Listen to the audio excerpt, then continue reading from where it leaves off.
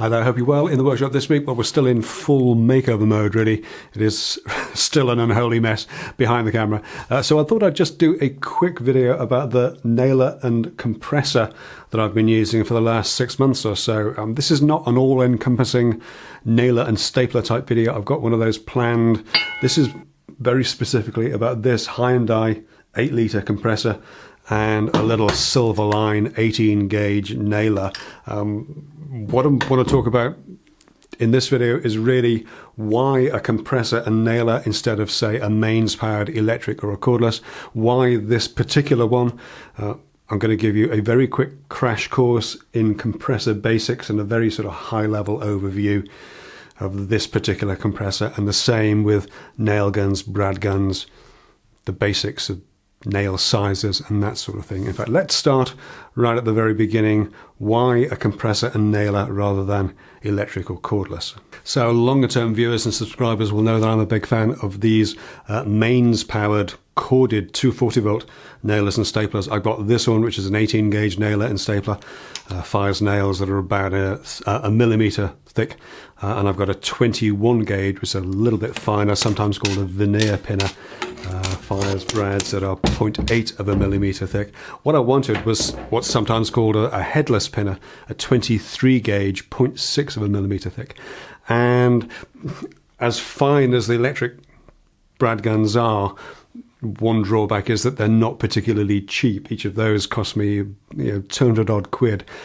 And I just don't really have the use for a 23 gauge that would justify that sort of outlay. Looking at cordless guns, they're even more expensive. A bare cordless gun, either Hikoki or Makita are the two sort of front runners at that gauge, are around close to £300 for a bare tool. So if you're not on that battery platform, and I'm not, then you're looking at quite a decent outlay. On the other hand, a 23 gauge air powered pin gun like this one cost me just 40 quid, and the compressor, the little Hyundai, cost me just over £100. So as bizarre as it seems, an air nailer and compressor was actually the cheapest option.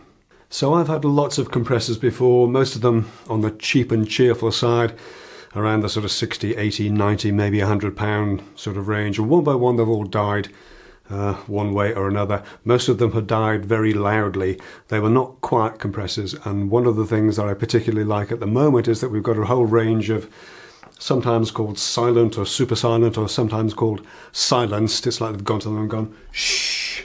No, that's the best we can do, But much, much quieter compressors. This particular one is about 60 dB. The one that died most recently was close to 90 dB. It was loud for a small compressor. And this one is impressively quiet. I also chose this one because it's the right kind of price, just over 100 quid, £105 or thereabouts I paid for it, including that. Of course, prices do fluctuate upwards, and at the moment it's about £120. It comes in two versions, a bare version, which is the one that I bought, and for another 30 quid or so you can get one that has a curly hose to it and a whole bunch of accessories, including a dust blower kind of thing and a spray can. If you are looking for something that you might think you might want to use for spraying, I wouldn't recommend something this small. You really need to be going for something like a 24 or a 50 litre tank. My YouTube pal Keith Brown over at Rag & Bone Brown did a very good set of videos about choosing a compressor, literally about 2 days after I'd bought this one, and I'll link that video up. It's well worth watching, and he's done some good videos about starting spraying with a compressor as well. I also bought this one because it's as close to a plug and play compressor as you can get. If you watch Keith's video, compressors are potentially quite complex, whereas this one has sort of stickers all over it, no oil, don't touch the manufacturer's defaults and all that sort of stuff. However, it does have one slight niggle with it. Longer term viewers will know that my personal pet hate is short mains cables, and this one comes with just 3 feet 90 centimeters, not even a meter of mains cable. I've ranted about this before on Instagram, and I think this is almost unbelievable. I don't understand how a manufacturer can produce a power tool with just 3 feet of cable attached to it. I think it's borderline negligent. It was pointed out to me that anecdotally it's possible that one of the reasons for supplying a short cable is that they get around having to certify the unit for radio interference, because sometimes a longer cable can act as an antenna and cause interference. I think that if that's true, that's a pretty poor excuse for compromising the experience of your customers, I've got to say. I've been running it off an extension perfectly fine for 6 months, so it's not the end of the world. In fact, tell you what I'll do, let me plug it in. You can hear it fire up, and I'll talk you through the basics of a compressor if you've never used a compressor before. Hang on. It's got quite a stiff little knob here to switch it on. And as I say, it's by no means silent, but it is impressively quiet. You know, we're certainly less than a metre away, around about 3 feet away, oddly enough, from the microphone, and it's not bad at all. If you're new to compressors, the compressor has a pump at the top here, an air intake at the back. It draws air in, and surprisingly it compresses it, and it stores that compressed air in a tank down here. When it reaches a set pressure, I haven't even taken the plastic off the gauge, when it reaches the predetermined pressure, it will shut down, and then you can use it as you would for nailing or for moving dust around or whatever else. And as soon as it reaches another set pressure, the lower pressure, it'll kick in again and start recompressing. Let's just see if we can get that to work quickly. So this is a typical sort of little air blower. That goes onto the line, and there we are. We can cool ourselves down. And as you bleed enough air out, it'll kick in again and come on.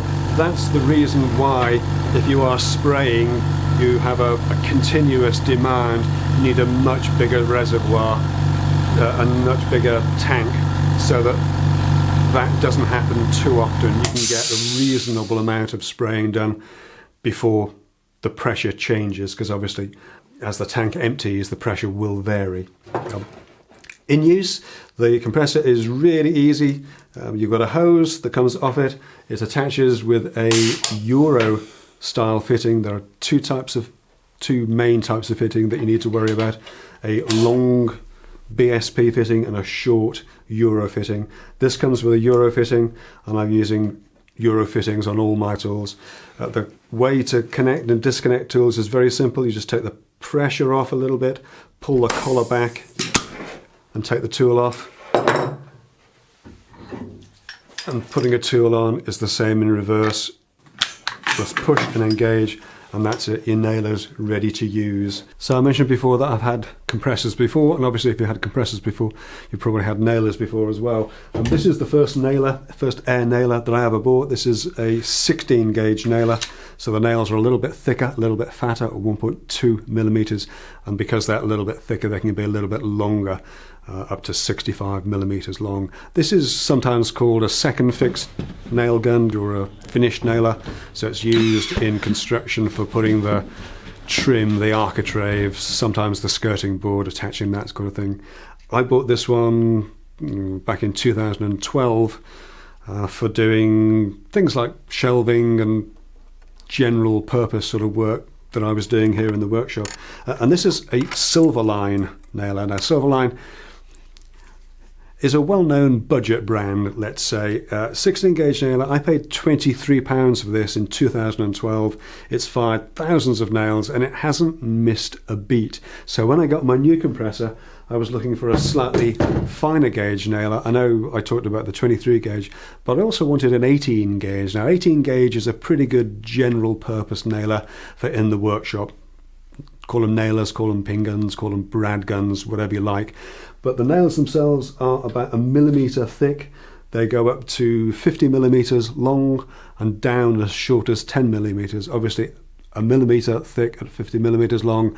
They're fairly easy to bend by hand, so they're not going to be super heavy duty. You're not going to use it for putting up fencing or for putting down flooring, but for general box building and a couple of brads here and there while the glue sets, or while you hold things together so you can get a screw in there, for example, they're perfect for that sort of thing. So naturally, with my experience of Silverline nailers, I went out and bought an 18 gauge brad gun as well, and I had to pay a little bit more. This was about 28 or 30 pounds when I bought this one. It's been absolutely fantastic value. Simplicity itself to use. You simply open this gun at the side there, drop your nails in, slide it forwards, and that's it. Your gun's ready to go.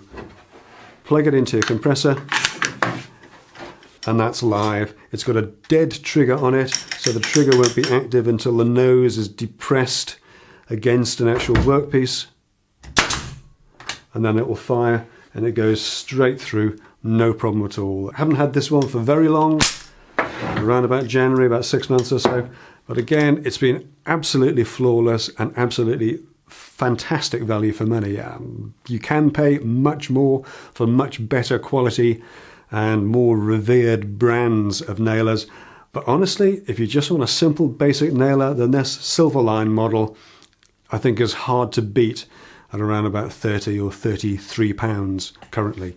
It's done absolutely everything that I've asked of it.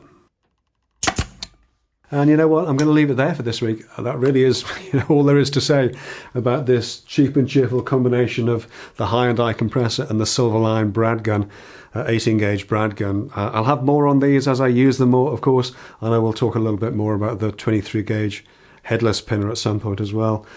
But honestly, I can't really fault this combination for a combined price of around about £135 or less, including VAT. It's really hard to beat. It's done absolutely everything that I've asked of them, and I can't think of a better introduction to compressed air nailing than these two. But I'll leave it there for this one. Thanks so much for taking a look. Thanks, as always, of course, to my amazing YouTube members and Patreon supporters whose continuous support really does help me to keep the lights on here. But that's it for this week. Thanks for stopping by, and I'll see you in the next one. All right, take care.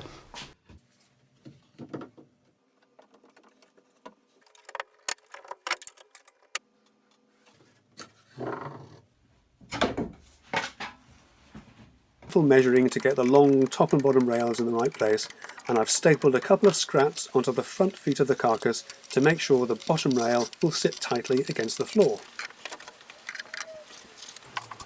So with the top and bottom rails glued and pinned, I can figure out where the two centre stiles go before fixing them down and giving everything a quick rub over.